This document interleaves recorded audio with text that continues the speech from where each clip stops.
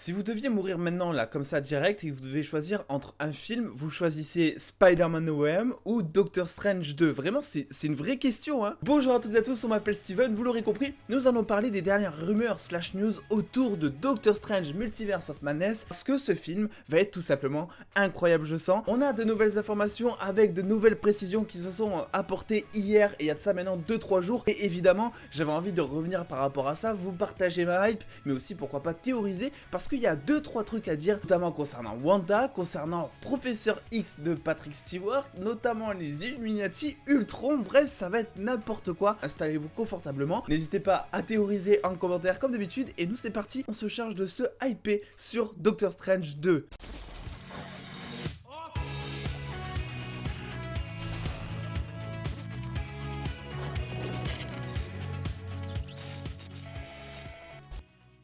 Et pour ceux qui l'auraient manqué, j'ai fait une vidéo de style bottin téléphonique, quelqu'un dit ça en commentaire, ça m'avait fait rire, où effectivement j'avais dit quel personnage serait oui ou non présent dans Doctor Strange 2, et je vous avais aussi rapporté une énorme rumeur vous disant que effectivement Charles Xavier alias Professeur X alias Patrick Stewart serait possiblement de retour dans le film, avec à la clé un leak que je vous avais montré, mais que je ne montrerai pas ici, afin de ne pas spoiler ceux qui ne veulent pas être spoilés. Je vous invite à aller voir cette vidéo. Et depuis, il y a quand même certaines informations qui sont encore venus à mes oreilles, et ce n'est pas des moindres, vu qu'on parle notamment de Wanda qui va devenir la principale méchante, on parle des Illuminati, bref c'est n'importe quoi, et j'avais envie de revenir par rapport à toutes ces informations. Alors tout d'abord, il y a quelque chose qui est tombé hier via Daniel Richtman, et toutes les infos que je vais vous partager dans cette vidéo viennent de Daniel Richtman, donc c'est une source qui en ce moment est considérée comme étant très fiable. Il s'est trompé plusieurs fois par le passé, il se trompera sûrement vers l'avenir, mais c'est vrai que en ce moment tout ce qu'il nous partage s'avère être vrai. Donc évidemment ce n'est pas du 100% officiel, c'est probable et c'est à prendre avec des pincettes, je tiens à le rappeler, bien que vous allez voir que tout ce que je vais vous dire,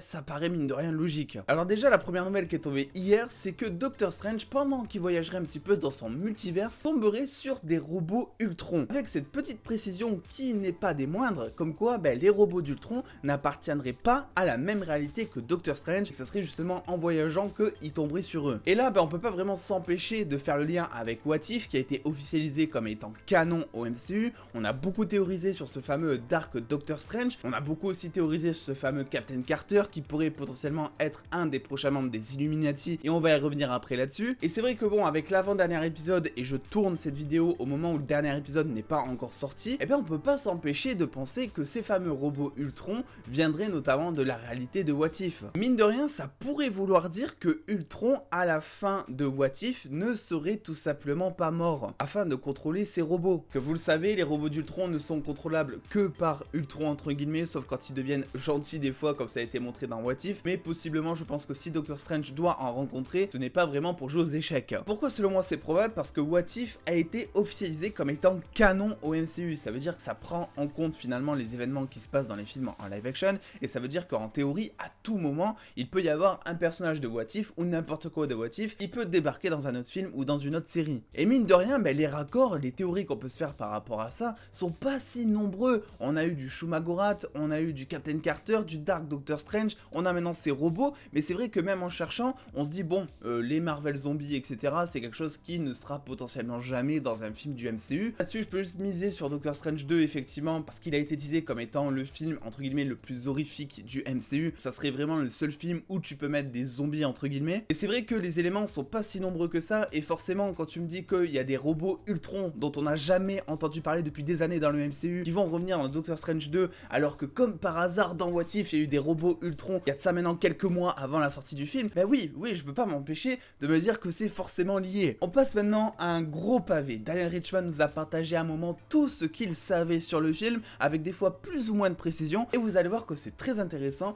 notamment avec Wanda, qui serait la méchante principale du film. Et quand j'ai tout dit ça, il y en a beaucoup qui se sont un petit peu surpris et qui étaient pas trop contents, parce que Wanda de base c'est un héros, ils comprenaient pas, etc. Faut savoir que WandaVision et Doctor Strange 2, ce sont des films-séries qui sont directement inspirés de l'arc House of M des comics, un arc où justement Wanda pète totalement un plomb et devient méchante à cause entre guillemets de ses enfants. Je sais pas si vous l'avez vu, mais dans WandaVision, ses enfants étaient en jeu, elle a un petit peu pété un plomb, et Doctor Strange 2, elle va littéralement péter un plomb. Mettez-vous à sa place, bien qu'elle ait des valeurs, bien qu'elle ait des principe, ça reste une mère de famille qui pense que ses enfants sont en danger. Elle va être prête à tout simplement pour protéger ses enfants, qu'elle a cru entendre à la fin de WandaVision crier quelque part dans le multiverse, voilà, considérant qu'ils sont toujours vivants. Il se pourrait bel et bien que ce soit une énorme ruse et que Wanda se fasse avoir à un moment ou à un autre et que ses enfants soit n'existent pas, soit n'aient jamais même existé, puisque même quand ils existaient dans WandaVision, c'était tout simplement une illusion créée par Wanda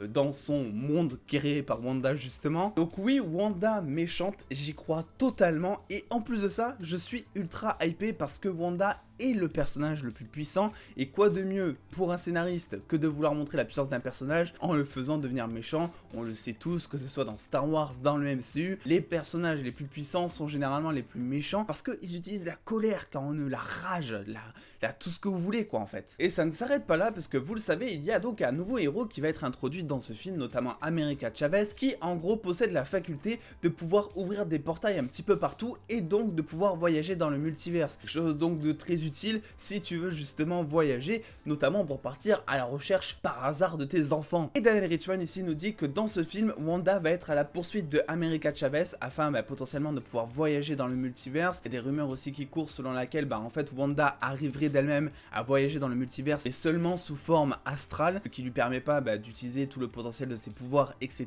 Et ça serait pour ça finalement qu'elle rechercherait America Chavez pour pouvoir voyager dans le multiverse avec son vrai corps et tout ça. Et c'est là du coup où aura lieu la confrontation entre Doctor Strange et Wanda, vu que Doctor Strange est un peu qualifié par Daniel Richman comme étant le garde du corps de America Chavez, donc c'est lui qui va vouloir protéger America Chavez de Wanda et de ce qu'elle veut faire. On imagine que dans un premier temps, il va essayer de raisonner Wanda en lui disant: Wanda, écoute, tes enfants, ils n'existent tout simplement pas, ou Wanda, c'est peine perdue, ou Wanda, regarde ce que t'es en train de devenir. Et on imagine que ça va avoir en fait zéro effet, hein. Voilà, comme je vous l'ai dit, c'est une mère de famille qui est à la recherche de ses enfants, elle les croit en danger, etc. Elle est prête à tout. Elle va littéralement défoncer Doctor Strange, je pense, durant la première moitié de film. Et après, il pourrait y avoir des retournements de situation, certainement dus à la présence des Illuminati, mais avec en son centre le Professeur X de Patrick Stewart. Pour moi, ça maintenant, c'est comme du officiel, je vous le dis, parce que ça fait des mois qu'il y a des rumeurs autour des Illuminati, autour de la présence du Professeur X de Patrick Stewart. On en parlait déjà il y a un an, je vous l'avais dit dans ma précédente vidéo. Et là, Daniel Richman qui revient avec ses infos fiables en disant: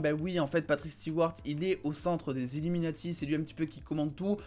Oui, moi j'y crois. Oui, Charles Xavier sera de retour dans ce film, et oui, il va défoncer Wanda. Alors par contre, pour les Illuminati, ils seront totalement différents, adaptés pour le MCU que ce que l'on connaît des comics. Alors, je connais pas vraiment l'histoire des Illuminati, je sais que chaque membre des Illuminati n'est pas choisi par hasard, et que chaque membre a justement, entre guillemets, sa qualité, parce qu'en gros, c'est un petit groupe de super-héros qui se regroupent dans le secret pour pouvoir, entre guillemets, protéger tout le multiverse, tous les univers en tout cas. Et en plus de ça, ça fait des mois que des rumeurs ont été lancées disant qu'un film solo autour du groupe des Illuminati serait bel et bien prévu. Donc tout ça commence à se mêler. On n'a pas encore plus de précision, on sait pas vraiment qui vont être les membres, même si il y a évidemment quelques rumeurs. Ça parle notamment de Monica Rambeau, ça parle aussi du demi-frère de Thor, etc. Pour l'instant, j'y crois assez moyen. Je pense que dans les Illuminati, il faut quand même des gros héros, ou en tout cas certains gros et certains secondaires pour faire un petit mélange et un équilibre justement. Bref, pour l'instant, j'y crois assez moyen, donc là-dessus, j'attends de voir. Autre précision aussi, parce que je vous disais que Wanda était la méchante principale,